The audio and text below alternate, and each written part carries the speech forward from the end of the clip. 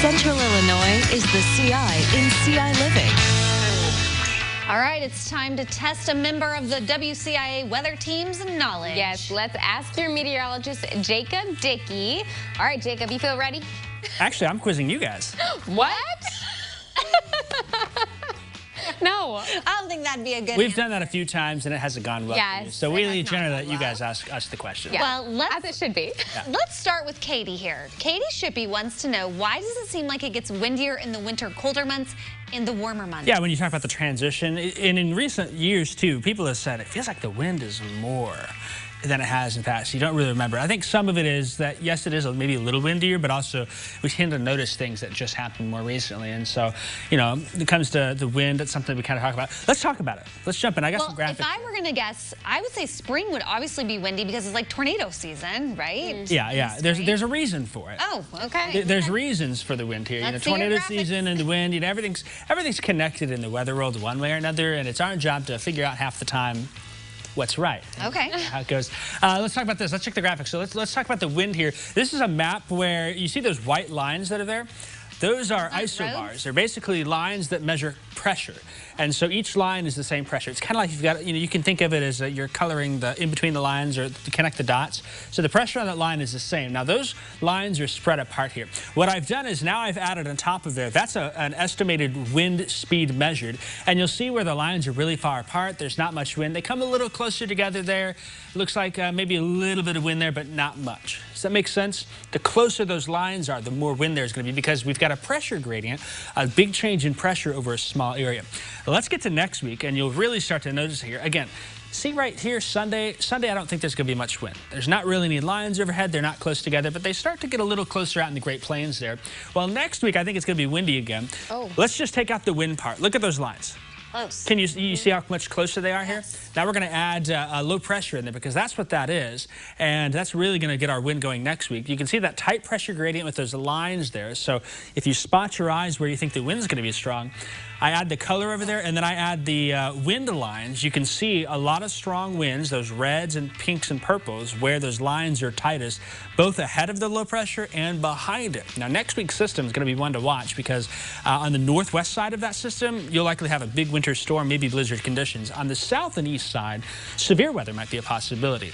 So that's us, right? Yeah. We're kind of in the middle here where it could pivot a little bit, so we're going to watch it and keep an eye on that. I'm going to go back to the graphics. I'm not quite done with that here. So it kind of bounces around a little bit, but notice how there's a lot of, it's a big system, so we're going to keep an eye on that.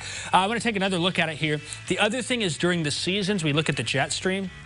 Well, in the winter months, the jet stream tends to go way south, and we get a lot colder here. During the spring and summer, heading into spring on our way to summer, the spring months, jet stream's more overhead, so we see more of those transition months. We're transitioning from colder to warmer.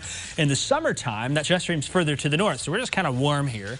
And then in the fall, that jet stream, in general, comes back south. So when the jet stream's overhead as well, that's the highway that storms like to travel on.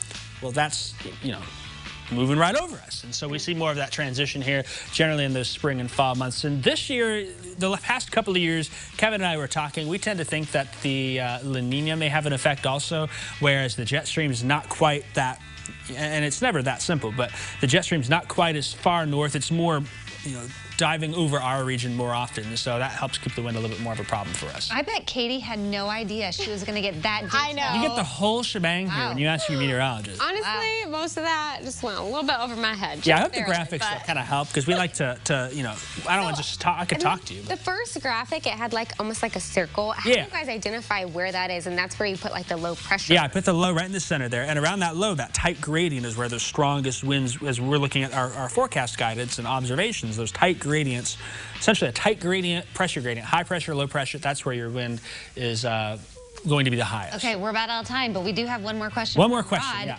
Who wants to know, how can I watch the WCIA 3 winter weather special? Heather, I know you watched it, right? Yeah, caught it. What was your favorite part of it? You. What did I talk about? The weather. See, this is the quiz. This is the quiz here. Yeah, so there's a really easy place. It was a while ago. Yeah, there's an easy place you can go. I think I've got the graphic up in Max 1. If not, I can see that in the preview. There it is. Head over to the website, and you'll be able to see WCIA.com/weather/special. That big story there on the left is the full show that's online, but you can also see Kevin's winter weather forecast. And he put, I'll give you a little teaser. He put the odds of a white Christmas at 1 in 4, 25%. Oh, hey, it's better than zero. The pattern that's starting to shape up for the second half of December may mean that dial starts to go up a little bit. You know, we're not going to just hold it at 25%. That's the only time I like snow. Yeah, so we'll just save that and see what happens. I think sometime around the 15th of the month or so, the second half of the month's going to look a lot colder. So. Okay. Interesting. Can we really quickly, tomorrow, Toys for Tots, are we going to get wet? If you don't get wet, Heather, I will get a bucket of water and take care of it. Oh! Right. Well, I take it back. I take it back. You're not so we'll have some showers, I think, in the morning and then scattered in the afternoon and evening. But there'll be some dry time. But folks get to stay in their cars. Yeah, right? yes. We make it easy. We'll put our hoods up. Yes, that's right. That's okay, right. thanks, Jacob. Yep, yeah, thank you. Here. If you'd like to ask Jacob a question, post it on his Facebook page, or you can email him right there to the email on the screen. Send on your questions. He can take it.